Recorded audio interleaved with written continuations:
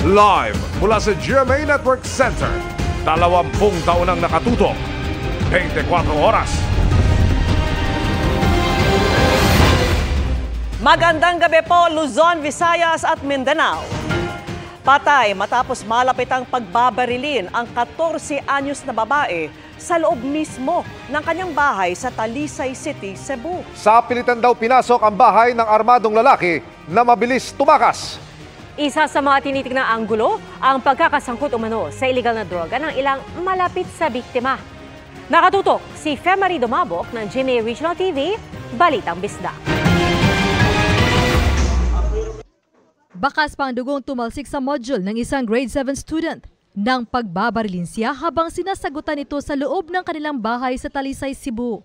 Kwento ng kanyang pamangking katabi ng biktima noon, may kumatok muna pero hindi nila pinagbuksan. Pero pwersahang pumasok ang isang lalaki at binaril ang biktima sa kanang pisngi.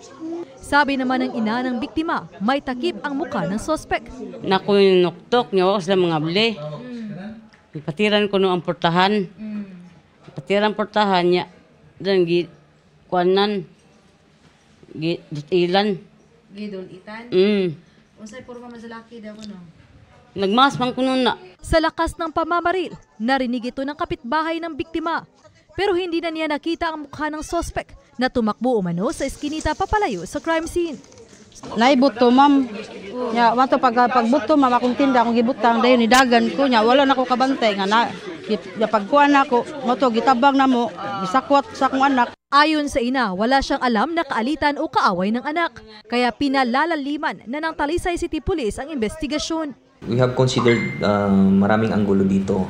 Tingnan natin yung mga possibilities to resolve the crime. But as of now, we have a person of interest. So the investigation is still ongoing. Isa sa mga anggulong tinututukan ng pulisya ay ang illegal drugs na kinasasangkutan umano ng ilang malapit sa biktima. Tinitingnan na rin ng pulisya kung may mga CCTV ba ang lugar upang makatulong sa krimen. Para sa GMA Regional TV Balitang Bisdak at GMA Integrated News, ako si Femari Dumabok. Nakatutok 24 oras. Sinusuri na po ng Energy Regulatory Commission ang paliwanag ng 6 na power plant na nag-forced outage kaya numipis ang supply ng kuryente sa bansa.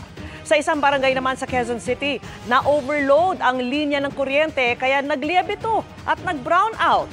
Nakatutok si Maki Pulido. Walang kuryente sa gitna ng matinding init, kaya nasa labas ang maraming taga-Bunag compound sa Barangay Apolonio, Samson, Quezon City. Halos walang ihip ng hangin sa masikip na iskinita. Wala nang pantaas na t-shirt ang ilang lalaki habang si Lola Rosemary sa labas na naglatag ng folding bed. Sobrang init, kaya ako nilabas to dahil hindi kami makahinga sa sobrang init sa bahay namin. Dahil yan sa pagliyab ng bahagi ng linya ng kuryente, pasado alas 4 ng madaling araw na sinundan pa ng brownout. Sa gitna ng dilim, nahulog habang pababa ng hagdan si Irma, kaya na-sprain ang paa. Sa yung kakapit ako dumulas, umikot akong pagano. Nagmamadali na po, wala nang ilaw eh. Kaya namatay na. Di ba ang lakas na ng sabog? Ang lakas na ng pagsabog. Kaya nung bumaba na ako, pinunot na nila ako. Hindi na rin nakapag-online class ang ilang estudyante tulad ni Lorraine na ubos na ang charge ng gamit na tablet. Nangihinayang po. Hindi po kasi ako nakapasok eh. Wala pong lesson ako maririnig. Tanghali na naibalik ang kuryente sa lugar. Sabi ng Meralco, overload sa linya ng kuryente ang sanhi ng problema. Para hindi maulit, maglalagay raw ang Meralco ng transformer at secondary cable. We are remedying the situation by ensuring that we repair it as soon as possible. Kung supply ng kuryente sa buong bansa ang pag-uusapan, nagka-red alert sa Visayas kanina pero wala na ngayong gabi. Gayunman may mga nalalabi pang yellow alert sa Luzon at Visayas. Ngayong araw may mga oras na yellow alert o kulang pa rin sa reserbang kuryente ang buong bansa. Para makatulong sa pagbaba ng demand, sabi ng Civil Service Commission, pinapayagan ang mga ahensya ng gobyerno na magpatupad ng flexible work arrangement. Pero dapat makabuo pa rin ng 40 hours sa buong linggo ang empleyado at meron pa ring tao sa mga opisinang haharap sa transaksyon ng publiko. You do not have to ask permission sa amin. You just have to submit sa amin ano yung flexi work arrangement, internal ninyong policy. For monitoring lang po kami. Sa ngayon, ine-evaluate na rin ng Energy Regulatory Commission ang paliwanag ng 6 na planta na nagkaroon ng forced outage. Para sa GMA Integrated News, Maki Pulido nakatutok, 24 oras. 6 na buwang ultimatum ang ibinigay ng PNP kay Pastor Apollo Kibuloy para magsuko ng mga baril. Yan po ay matapos aprubahan ang pagbawi sa lisensya niya para magmay-ari ng armas.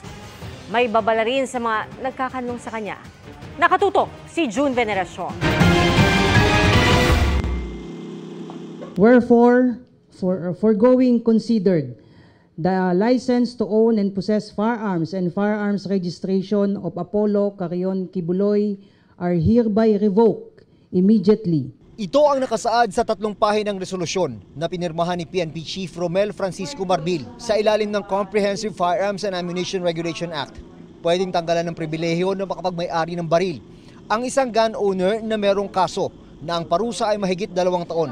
Mas mabigat pa dyan ang mga parusa sa mga kasong child and sexual abuse at qualified human trafficking na kinakaharap ni Kibuloy. Dahil sa revocation order na pinirmahan ni PNP Chief Romel Francisco Marbil, may tuturing ng loose firearms ang 19 na baril na nakapangalan kay Pastor Apollo Kibuloy. Binibigyan sila ng 6 na buwan para isuko ang mga ito. Kung hindi po nila ito maibabalik po dahil considered loose firearms na rin po ito, maaari po silang maharap sa kaso for illegal possession of firearms. Pinawalang bisa rin ang lisensya sa baril ng kapwa-akusado ni Kibuloy na kinilalang si Ingrid Canada. Pinag-aaralan daw ng kampo ni Kibuloy kung maghahain ng motion for reconsideration. Sana hindi po totoo itong aming duda na ipipilit yan para magiging legal justification for the issuance of a search warrant at saka magiging legal justification na naman ito para to search in and all properties of Pastor Kibuloy. Ayaw po nating humantong sa ganyan po yung mga posibilidad. Kusa na po nilang isurrender itong mga baril po na ito. Paalala ng PNP, may apilaman o wala, immediately executory ang utos ng PNP chief. Hindi pa rin naaaresto ng mga otoridad si Kibuloy at hinala ng PNP, posibleng may nagkakanlong sa kanya. Babala ng pulisya, mananagot sa batas ang mga tumutulong sa kanya. We have to also understand na yung subject po ng warrants of arrest na ito also has a vast resources na nagagamit din po niya sa kanyang pagtatago. Humingi na rin ang mga prosecutor ng whole departure order laban kay Kibuloy. So once you have a respondent or an accused that is a flight risk, especially given the resources that this person has, then the prosecutors are very diligent in making sure that that doesn't happen. No, that the accused is able to leave the country without actually facing the allegations in the proper forum. Para sa GMA Integrated News, June Veneracion, nakatutok, 24 oras. Sa kulungan naman ang bagsak ng isang lalaki matapos ereklamo ng dati niyang kasosyo. Ang suspect ginagambala at tinatakot umano ang biktima na ipapakalat online ang pribado nilang video kung hindi ito makikipagkita. Narito ang eksklusibo kong pagtutok. Kunyari room service. At nang mabuksan na ng room boy ang silid. Ikaw ay nakaresto namin. Kasalang photo and video ko yung receive. At grade threat, grade coercion at 9262. Ikaw ay may karapatang manahimik. Agad na pinosasan ng mga operatiba ng PNP Anti-Cybercrime Group ang kanilang target. Sir, pwede wala ng video? Hindi, kailangan namin tayo. Inaresto ang naturang suspect matapos niyang pagbantaan umano sa cellphone na hihiyain online ang dating kasosyo sa negosyo. Pero ayon sa suspect, matagal na silang walang contact ng complainant na dati rin niyang kaklase. Sorry, nakablock kasi yung number niya sa akin eh. Yung Viber. Yung Viber. Viber, matatawagan na. Pero nang tawagan ng mga pulis ang cellphone ng suspect gamit ang sa complainant. Tawagan mo, alam. Ito, nagre-ring. Ayon sa complainant na si Unica, kasosyo niya sa negosyo ang suspect. Friends with benefits, ang ika nga'y turingan daw nila ng suspect pero nilayuan din niya ito kalaunan. Parang nakita kong medyo obsessed siya. Ayoko ng ganito dahil hindi ako okay, hindi ako komportable. At nang minsay may nangyari raw sa kanila noon, kinunan pala ito ng video ng lalaki. Bagay na ginagamit daw ng suspect ngayon para hindi siya mawalay sa kanya. Tinatakot ako na magpapakalat ng video sa dummy account niya pagka hindi ako nakipagkita at nakipagtalik po sa kanya. Humantong pa raw sa puntong ini-stalk na siya nito. Hindi ako titigil, guguluhin kita habang buhay. Then nagmamakaawa po ako sa kanya na kung pwede pag-usapan namin kasi sobrang stress na po ng inaabot ko. Sa trabaho po, magsisend siya ng picture, nasa labas siya ng office. One time, nagsend din siya ng picture na nasa labas siya ng subdivision. At kahapon, nang muling mag-chat ang suspect sa kanya, isinumbong niya na ito sa mga pulis na agad nagsagawa ng entrapment.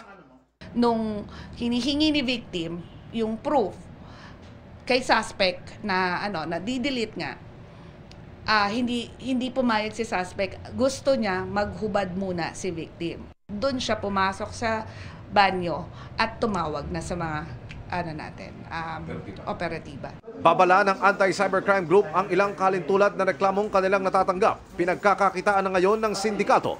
Mas malaking problema pag ito ay kumalat sa mga porn sites. Kasi meron tayong mga cases na ganyan na hindi alam nung mga babae na pupunta na pala sa porn sites ang kanilang mga video, sex videos, binabayaran ang suspect dito once it's uploaded. Pinag-iingat ng Anti-Cybercrime Group ang publiko sa ganitong krimen, lalo't tumataas daw ang crime rate. Tumataas in a sense na marami na ang nagsusumbong. Before, di ba, traditionally, ayaw ng mga babaeng magsumbong because of shame. Now, because continuous yung public awareness natin na kayo ay biktima at hindi to nakakaya, that it could happen also to other people, then they start coming out and complaining. Kinasuhan na kanina ng paglabag sa Anti-Photo and Video Voyeurism Act at VAUSI Law at grave coercion ng suspect na ayaw magbigay ng komento ng aming tanungin. Wala kang komento. Wala komento. Para sa GMA Integrated News, Emil Sumangil, nakatutok, 24 oras. Para masigurong may sapat na supply ng isda bago ang closed fishing season, pinayagan ng Department of Agriculture ang pag-aangkat ng 25,000 metric tons ng isda. Pero inalamahan naman yan ng ilang grupo. At nakatutok si Bernadette Reyes. 25,000 metric tons na isda ang pinayagan ng Agriculture Department na angkatin para sa wet markets. Batay sa Memorandum Order 17, small pelagic species ang maaaring angkatin gaya ng galunggong, tamban, mackerel at bonito. Ayon sa Bureau of Fisheries and Aquatic Resources, paghahanda ito sa closed fishing season na ipatutupad mula October 1 hanggang December 31. Pinaagalawang paglalabas ng utos dahil may mga pagkakataong na-delay ang pagdating ng mga isda.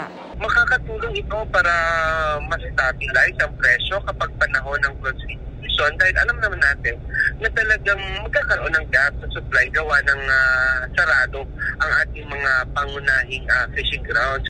Mas mababa ang inaprubahang angkatin ngayon kumpara sa 35,000 metric tons noong nakaraang taon. Ngayong open fishing season, sagana ang supply ng isda, kaya naman mababa ang presyo. Dito nga sa Litex Market sa Quezon City, 40 pesos lang ang kada kilo ng tamban. Pero sa panahon ng closed fishing season, tumataas ang presyo at ang tamban umaabot pa hanggang 140 pesos kada kilo. Ang galunggong naman, pag mahal po ito, 240, naabot po ito ng 240 kilo. Ngayon, 140 na lang. Mura ko yung imported ko. Napakamura na, mumuna lang ako ng 70. Pag yung walang huli ngayon maraming isda. Sa dami ng anak ko, siyempre malaking tulong na rin po ito sa amin dahil hanggang doon lang naman po ang kaya kong bilhin. Imported na isda rin ang inaasahan ng mga retailers sa Marikina Public Market kapag closed fishing season. Puhunan pa lang namin noon pag October, December, wala kasi yun eh. Wala sariwa masyado noon eh. 260. Puhunan or ano po? 240 ganun. Oo. Magkano po umaabot ang retail nyo nun? 280. Pero para sa grupo ng mga mangingisda na pamalakaya, walang basihan ng pag-import ng isda at makakasama pa nila sa lokal na industriya. Kung ang dahilan natin na possible na meron tayong shortage lang supply, gumawa tayo ng programa paano natin maangkupan, no? Yung posible na magkaroon ng kulangan ng supply sa sarili nating produksyon. Tutuloy rin ang mga mangingisda sa Sorsogon at Ilocos Norte. Malulugi kami sa pangingisda namin kasi bibili ang isda namin dito, magiging mura na. Ang BFAR hindi nakikita na may negatibong epekto sa mga local fishermen ang importasyon na layong pangalagaan ng kapakanan ng mga consumer sa pamamagitan ng sapat na supply sa abot kayang presyo. Kapag panahon ng close fishing season, unang-una, ang municipal fisher folk naman ay they can still go fishing. Ang hindi naman, ang prohibited lang naman na mangisda kapag panahon ng close fishing season ay yung ating mga commercial fishing vessel operators. Nagbigay din ng assurance ang ating aquaculture sector na magkakaroon sila ng sapat na volume din para mapunan kung ano man yung gap. Para sa GMA Integrated News, Bernadette Reyes, nakatutok 24 oras. Mahigit 100 ang tinakitan at 8 sasakyan ang binatak sa clearing operations ng MMDA malapit sa EDSA Kamuning Flyover. Paghahanda po yan sa repair ng istruktura pagdating ng Mayo. Nakatutok si Oscar Oida. Pasubo na lang daw sana ang taxi driver na ito nang maantala ang kanyang almusal ng ikinasang operasyon ng MMDA sa kinakainang karinderya sa Barangay South Triangle sa Quezon City. Ito nga, kakain pa lang ako. Bumaba ako, part na ako, biglang nga dumating. So nandito ako ngayon para kumain lang. Wala naman ako magagawa, talaga no choice naman tayo. Ang mga gamit ng mga karinderya sa lugar, pinagkukuha. Kasi ang alam ko to, basta may daanan lang, di ba? May daanan ng tao. Kasi sabi lang kasi sa amin, ang illegal lang is yung maharangan mo yung daanan ng tao. Pero paliwanag ng MMDA, kailangan i-clear natin yung mga tindahan sa sidewalks. Kasi kahit na hindi sila nakakahinder dun sa traffic flow, kapag huminto yung mga kakain sa kanila, mag-i-illegal park na po ito sa kalsada. Pinuntirya din ng MMDA Strike Force yung mga gagamiting alternatibong daanan. Oras na umpisahan ang pagkukumpuni sa southbound lane ng EDSA Kamuning Flyover simula Mayo 1. Animoy exodus tuloy ng mga food stall ang nangyari. Makaraang paalisin ng mga ito sa lugar. Maswerte pa nga daw sila kung tutuusin. Yung mga wala kasing bantay, pinaghahatak. Ang aling ito, huli na nang malamang nakuha ang kanyang tindahan. Nasabihan naman kami kayo ng maga, hindi naman akala na bibigla sila rito. Wala rin kawala ang mga illegally parked na sasakyan, mapamotorsiklo o kotse, tinikitan.